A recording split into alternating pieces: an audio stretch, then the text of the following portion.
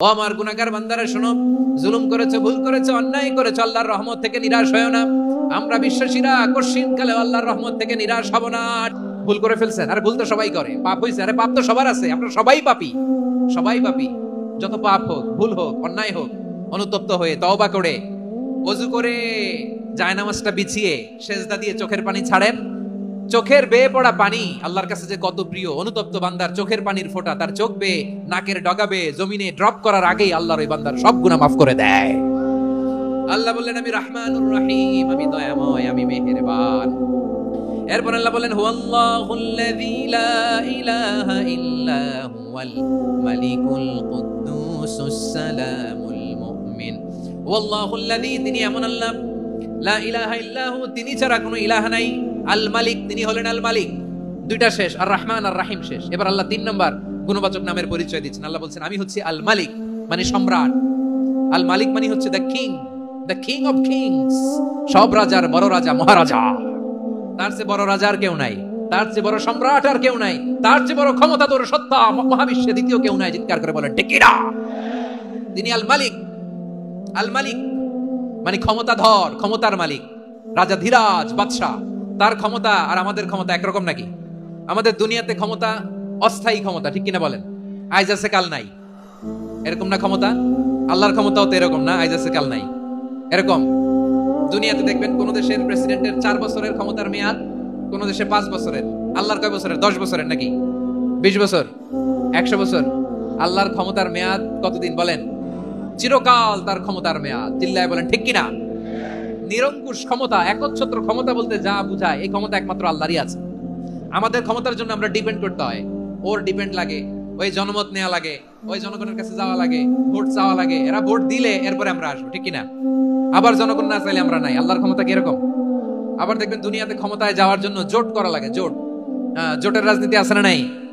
জোট হয়, শরিক হয়, এই হয়, সেই হয়, নানা ভাবে দুনিয়াতে ক্ষমতায় আসতে হয়। আল্লাহ বলে আমার ক্ষমতার জন্য কারো উপর বিন্দু পরিমাণ আমার ডিপেন্ড করা লাগে না। সৃষ্টি শুরু থেকে আমি ক্ষমতার চেয়ারে বসা, মহাবিশ্বের শেষ পর্যন্ত, সীমাহীন ভবিষ্যৎ পর্যন্ত আমি ক্ষমতার চেয়ারে থাকবো। আমি হলাম আল মালিক। আমার ক্ষমতার কোনো কমতি নাই, কোনো ঘাটতি নাই। কেউ আমার ক্ষমতা থেকে নামাতে পারবে না। পারা যাবে? এই যে আমরা ফ্যাসিস্ট সরকারের যে আপনারা নামাই দিছেন গণ অভ্যুত্থান করে, মনে আছে? 5ই আগস্টের কথা ভুলে গেছেন এত তাড়াতাড়ি? আছে। তা আমরা সবাই মিলে যদি একটা গণ অভ্যুত্থান করি, তাইলে তো আল্লাহর ক্ষমতার চেয়ার থেকে নামায় ফেলানো যায়। হ্যাঁ, যাবে না? পারবো না আমরা? কি বলে, পারা যাবে না?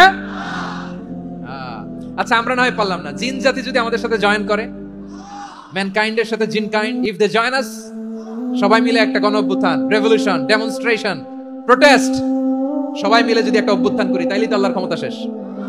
আল্লাহ বলেন না, আমি হলাম আল মালিক, আসল ক্ষমতার মালিক, the king of kings, the owner of ultimate power, the owner of ultimate authority, the owner of ultimate sovereignty, নিরঙ্কুশ একচ্ছত্র ক্ষমতার মালিক হচ্ছি আমি আল্লাহ।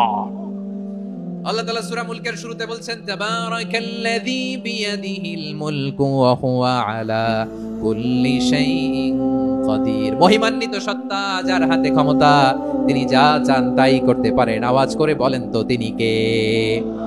আবার আল্লাহ বলেন কুলিল্লাহুম্মা মালিকাল মুলকি তুতিল মুলকা মান তাশাউ ওয়া তানজিউল মুলকা মিম্মান তাশা ওয়া তুইজ্জু মান তাশাউ ওয়া তুযিল্লু মান তাশাউ বিয়াদিকাল খায়র ইন্নাকা আলা কুল্লি শাইইন কাদির। আল্লাহু আকবার। এ নবী আপনি বলুন আল্লাহুম্মা মালিকাল মুলক, আল্লাহ আপনি ক্ষমতার মালিক। তুতিল মুলকা মান তাশা, যাকে চান তারে ক্ষমতার চেয়ারে বসান। ওয়া তানজিউল মুলকা মিম্মান তাশা, যাকে চান তাকে ক্ষমতার চেয়ার থেকে ছুড়ে ফেলে দেন। তিনি কে? ক্ষমতার চেয়ারে বসায় কে?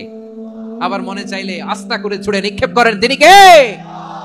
আবার আল্লাহ বললেন ওয়ালাম ইয়াকুল্লাহু শারীকুন ফিল মুলকি, আমার ক্ষমতায় কোনো শরীক নাই, কোনো জোট নাই, কোনো পার্টনার নাই, কোনো অংশীদার নাই।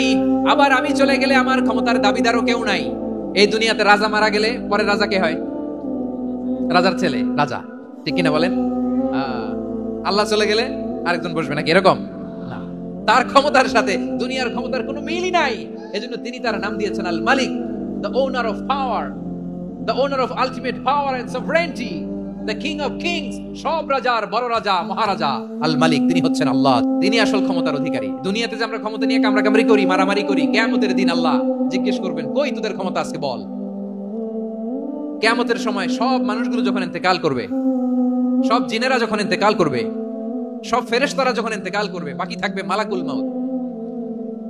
মালাকুল মাউত এসে বলবে, আল্লাহ আপনার কথা মতো সবাই শেষ, মানুষগুলো নাই, জিনগুলো নাই, আমার সতীর্থ ফেরেশতাগুলো নাই, মহাবিশ্বে আর কেউ নাই। আল্লাহ বলে, এখন কে আছে? মালাকুল মাউত বলবে, আল্লাহ তুমি আছো আর আমি। তুমি তো আল হাইয়্যু আল কাইয়্যুম, অবিনশ্বর, শাশ্বত, চিরঞ্জীব, কোনদিন মরবা না, তুমি আছো। আর তোমার গোলাম আমি আছি, আজরাইল।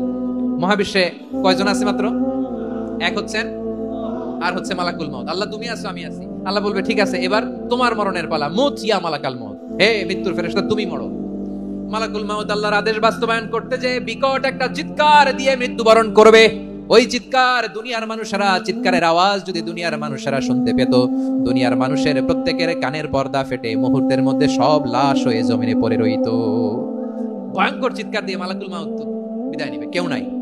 এবার বলেন তো, মহাবিশ্বে মহাশূন্য, কেউ নাই, উপরে নিচে সামনে পেছনে ডানে বায়ে কোন সত্তা, কোন জীবিত সত্তা আছে? একজন ছাড়া, তিনি কে?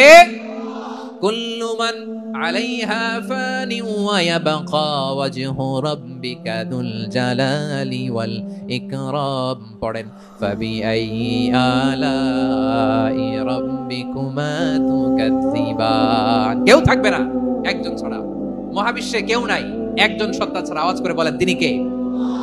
এবার আল্লাহ ডেকে বলবেন, লিমানিল মুলকুল ইয়াউম, লিমানিল মুলকুল ইয়াউম, ক্ষমতা কার? Who belongs the kingdom today, who belongs the power authority today, who belongs the sovereignty today. আজকে ক্ষমতা কার? দুনিয়াতে ক্ষমতা নিয়ে এত কামড়াকামড়ি, দুনিয়াতে জান নিয়ে এত মারামারি, এত অত্যাচার, এত রক্তপাত, এত ব্লাডশেড, আজকে বলো তো ক্ষমতা কার? কার ক্ষমতা? মহাশূন্যে কোনো আওয়াজ নাই, শুধু আমার রবই বলবেন, লিমানিল মুলকুল ইয়াউম, আজকে ক্ষমতা কার? কোনো আওয়াজ নাই, উত্তর দেওয়ার মতো জীবিত কোনো সত্তা নাই, ফলে কেউ উত্তর দিতে পারবে না। আল্লাহ নিজেই প্রশ্নের উত্তর দিয়ে বলবেন, লিল্লাহিল ওয়াহিদিল কাহ্হার, একচ্ছত্র অধিপতি, ক্ষমতার মালিক আল্লাহ ছাড়া কারোর জন্য কোনো ক্ষমতা নাই। চিল্লায় বলেন ঠিক কিনা? তাহলে আর রহমান আর রাহিমের পরে আমরা জানলাম আমার আল্লাহর আরেকটা সুন্দর গুণবাচক নাম হচ্ছে আল মালিক, মানে দ্য কিং, রাজাধিরাজ, সব রাজার বড় রাজা, মহারাজা। এরপরে 4 নম্বরে আল্লাহ বললেন আল কুদ্দুস, তিনি হলেন আল কুদ্দুস। আল কুদ্দুস মানে হচ্ছে অতি পবিত্র, মহাপবিত্র, the most holy, the absolutely pure, যার কোনো খুঁত নাই। আল্লাহর কোনো খুঁত আছে? তিনি মহাপবিত্র। আল্লাহর পবিত্রতা যখন আমরা বর্ণনা করি, আল্লাহ খুশি হয়ে যান, কারণ তার সত্তার একটা বৈশিষ্ট্য হচ্ছে তিনি আল কুদ্দুস। বারোয়াখালীবাসী আল্লাহর নামটা একটু জপেন না, বলেন আল কুদ্দুস, অতি পবিত্র, তার মধ্যে কোনো অপবিত্রতার ছিটে ফোঁটা নাই, মহাপবিত্র, the most pure, the most holy, অতি পবিত্র। ফেরেশতারা বলেছিল, আল্লাহ আপনি মানুষ কেন বানাবেন? নাহনু নুসাব্বিহু বিহামদিকা ওয়া নুকদ্দিসু লাক, এই যে নুকদ্দিসু কুদ্দুস পাইছেন? তারা বলেছিল, আল্লাহ মানুষ কেন বানাবেন? মারামারি করবে, আমরাই তো ভালো, আমরাই আপনার মহিমা বর্ণনা করি, আমরাই আপনার পবিত্রতা বর্ণনা করি। নুকদ্দিসু লাক, তার মানে আল কুদ্দুস। আবার আমার নবী, বিশ্ব নবী যখন সিজদায় লুটিয়ে পড়তেন, আম্মা জানা এসে বলেন, আমরা তো সিজদার মধ্যে সুবহান রাব্বিয়াল আলা বলেই শেষ, কিন্তু বিশ্বনবী তাহাজ্জুদের নামাজে, নফল নামাজে, সুন্নত নামাজে 3 বার সুবহান রাব্বিয়াল আলা তাসবিহ পড়ার পরে তিনি পড়তেন সুবহুন কুদ্দুসুন রাব্বুল মালাইকাতি ওয়ার রূহ। সুবহ, কুদ্দুস, রাব্বুল মালাইকাতি ওয়ার রূহ। সিজদায় লুটিয়ে পড়ে বিশ্বনবী এই দোয়াটা পড়তেন নফল নামাজে, সুন্নাত নামাজে, কিংবা তাহাজ্জুদের নামাজে। সুবহান রাব্বিয়াল আলার পরে কি পড়তেন? সুবহুন, আওয়াজ করে বলেন, সুবহুন কুদ্দুসুন রাব্বুল মালাইকাতি ওয়ার রূহ। মানে আল্লাহ আপনি প্রশংসিত, আল্লাহ আপনি অতি পবিত্র, আপনি সব ফেরেশতাকুলের রব, ফেরেশতাদের সরদার জিবরাইলের রব। সুবহানাল্লাহ।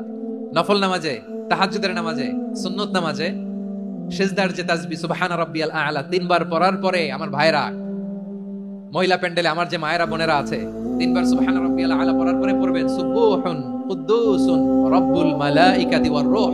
আবার বিশ্বনবী বলেন, ইন্নাল্লাহা তাইয়্যিব লা ইয়াকবালু ইল্লা তাইয়্যিবা, আল্লাহ পবিত্র, পবিত্রতা ছাড়া তিনি কিছু গ্রহণ করেন না, অপবিত্র কোনো কিছু আল্লাহ গ্রহণ করে না। অনেকে আছে ঘুষ খায়, সুদ খায়, অন্যায় অপরাধ, চাঁদাবাজি যা আছে সব করে, হারাম টাকা, হারাম উপার্জন। এই হারাম উপার্জন দিয়ে আবার মসজিদ বানায়, আছে না নাই? ইনকাম সবটাই হারাম, ওইটা দিয়ে আবার এতিমখানা বানায়, আছে না নাই? ওইটা আল্লাহ কবুল করবে না, কারণ আল্লাহ নিজে পবিত্র, পবিত্র না হলে কিছুই অ্যাকসেপ্ট করেন না। সুবহানাল্লাহ পড়েন। তাহলে বুঝলাম তিনি আল কুদ্দুস মানে অতি পবিত্র। এরপরে আল্লাহ বলেন আমি হচ্ছি আসসালাম। আসসালাম মানে হচ্ছে শান্তির আধার। সালাম মানে কি? শান্তির আধার, যার কাছ থেকে শান্তি আসে, দ্য সোর্স অফ পিস, তিনি শান্তির আধার। এজন্য আমরা একে অপরের সাথে দেখা হলে কি বলি? সালাম সালাম হাজার সালাম সকল শহীদ স্মরণে, আমার হৃদয় রেখে যেতে চাই তাদের স্মৃতির চরণে। সবাই বলেন সালাম সালাম হাজার সালাম সকল শহীদ স্মরণে, আমার হৃদয় রেখে যেতে চাই তাদের স্মৃতির চরণে। পড়েন আমিন। আমরা সকল ভাষা শহীদ, সকল মুক্তিযোদ্ধা, তাদের জন্য দোয়া করি এবং 24-এর ছাত্র নাগরিক অভ্যুত্থানে যারা শাহাদাতের সর্বোচ্চ নাজরানা পেশ করে এই নতুন ভোরের বাংলাদেশ আমাদেরকে উপহার দিয়েছে, তাদের জন্য আল্লাহর কাছে দোয়া করি। সবাই বলেন আমিন। আল্লাহর একটা নাম হচ্ছে আসসালাম, মানে হচ্ছে শান্তির আধার, দ্য সোর্স অফ পিস। শান্তি দেওয়ার মালিক কে? এজন্য শান্তি চাইবো কার কাছে? আল্লাহ তুমি আমার দেশটাকে শান্তিময় করো, বলেন আমিন। আল্লাহ তুমি আমাদের পরিবারের শান্তি নসিব করো, বলেন আমিন। আল্লাহ আমাদের জীবনটাকে তুমি শান্তিময় করো, বলেন আমিন। এজন্য বিশ্বনবী সালাম ফিরানোর পরে 3 বার পড়তেন আস্তাগফিরুল্লাহ আস্তাগফিরুল্লাহ আস্তাগফিরুল্লাহ। এরপরে বিশ্বনবী পড়তেন আল্লাহুম্মা আনতাস সালাম ওয়া মিনকাস সালাম তাবারাকতা রাব্বানা ইয়া যাল জালালি ওয়াল ইকরাম। ও আল্লাহ আপনি শান্তির আধার, আপনার কাছ থেকে শান্তি আসে, আপনি বরকতময়। এই দোয়াটা পড়েন আপনারা, পড়বেন আজকে থেকে। আল্লাহুম্মা আনতাস সালাম ওয়া মিনকাস সালাম তাবারাকতা ইয়া যাল জালালি ওয়াল ইকরাম। আবার জান্নাতের আরেকটা নাম হচ্ছে দারুস সালাম, মানে শান্তির ঘর। সালামের পরে আল্লাহ বললেন আল মুমিন, আমার আরেকটা নাম হচ্ছে আল মুমিন। আল মুমিন মানে হচ্ছে নিরাপত্তা দানকারী। আমাদের নিরাপত্তা দেয় কে? অনেক সময় এরকম হয় না যে অনেক সিকিউরিটি দিয়ে রাখছে, কিন্তু স্নাইপার দিয়ে এমন ভাবে গুলি করছে একেবারে বড় সাহেবের মাথায় যে গুলি লাগছে, আছে না নাই? এখন সবাই মিলে বডিগার্ডের ধরে, যাই বেটা বডিগার্ড, এত টাকা দিয়ে বডিগার্ড রাখছি, আমাদের স্যারের মাথায় গুলি লাগলো কিভাবে? তো বডিগার্ড বলে আপনার স্যারের বডি তো আছে, এই যে বডি নিয়ে যান। আমি তো রুহু গার্ড না, রুহু গার্ড হচ্ছে একজন, চিল্লায় বলেন তিনি কে? আমার ভাইরা, দুনিয়াতে টাকা হলে বডিগার্ড মিলে, কিন্তু রুহু গার্ড মিলে? যে আমি 10 লক্ষ টাকা দিব, রুহু গার্ড লাগবে, আমার রুহু কেউ চিনে নিতে পারবে না, এরকম পাওয়া যায়? কি পাওয়া যায়? বডিগার্ড পাওয়া যায়, রুহু গার্ড পাওয়া যায় না। ওই রুহের নিরাপত্তা দেয় কে? আল মুমিন, দ্য প্রোভাইডার অফ সিকিউরিটি। তিনি নিরাপত্তা দেয় তার নেককার বান্দাদেরকে, দুনিয়াতে নিরাপত্তা দেয়, আখিরাতেও নিরাপত্তা দেয়। আবার আল্লাহ বললেন আল্লাযী আত'আমাহুম মিন জু'ইন ওয়া আমানাহুম মিন খাউফ। তিনি এমন সত্তা যিনি ক্ষুধা লাগলে তোমাদেরকে খাদ্যের ব্যবস্থা করে, আবার ভয়ের সময় তিনি তোমাদেরকে নিরাপত্তার ব্যবস্থা করে। দিও তৃষ্ণা পেলে ঠান্ডা পানি, ক্ষুধা পেলে লবণ ভাত। আল্লাহ এই গরিবের শোনো শোনো মোনাজাত, আল্লাহ এই গরিবের শোনো শোনো মোনাজাত। আল্লাহ এই গরিবের দিও তৃষ্ণা পেলে ঠান্ডা পানি, ক্ষুধা পেলে লবণ ভাত। আল্লাহ এই গরিবের। পড়েন আমিন। আমরা যখন বিপদে পড়ি নিরাপত্তা দেয় কে?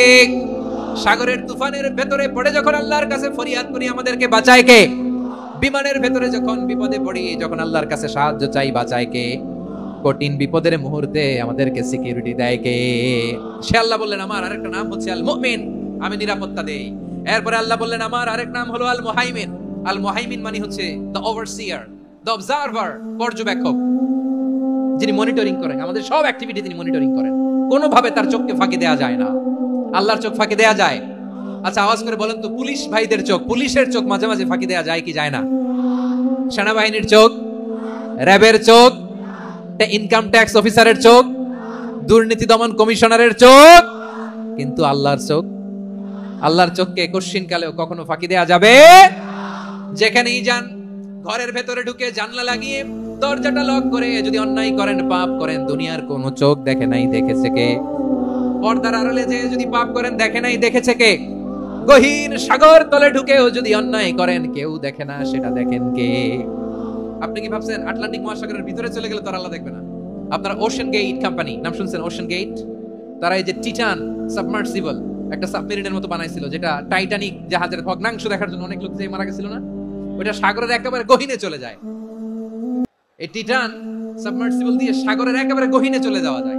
তো ওইটার ভিতরে ঢুকে যদি আপনি আটলান্টিকের তলায় চলে যান, তাইলেই তো আল্লাহর ফাঁকি দিতে পারবেন, আর তো আল্লাহ দেখতে পারবে না।